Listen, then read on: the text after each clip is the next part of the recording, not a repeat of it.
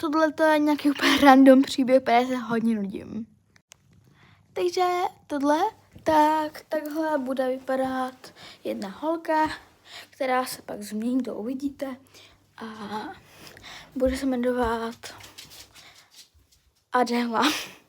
Toto bude kluk. Bude to kluk té Adély, který se taky za chvilku změní a ten se změní dvakrát.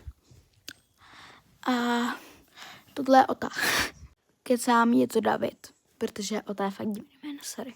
Tohle je třetí a poslední Davidovo jakoby skin.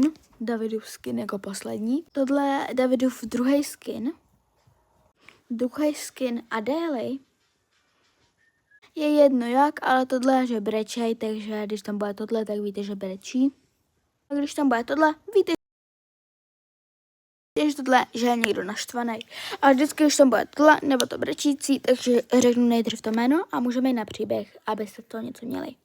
A jenom je to trápný a random. A tohle je dítě, nevím, jestli tam zapojím, bude to Ota teda.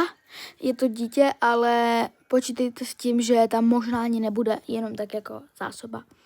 Chápete? Můžeme na to. No já nemám žádnýho kluka. Já nevím, co mám dělat. Fakt, je to nějaká smutná.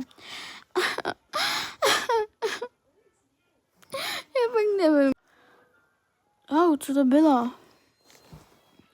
Co děláš, jak jsi hezká? Můžeme spolu chodit. Fakt? Jo, jasně. Tak jo, já jsem Adéla. I like you. Já jsem David. Puso. Teď tady mám Rajče, abych vám jenom řekla. Po 3 letech manželství. Oni se vzali a jsou manželé už 3 roky. Měla bych ti něco říct, víš co, Davide? Jdu ke kadeřnici. Už je nebaví mít krátké vlasy, jenom abych mohla mít mašly. Chci dlouhé, krásné, zlaté, blonděté. No tak, co mám dělat? Tak dobře, ale já jdu taky. A chci černé a tetová.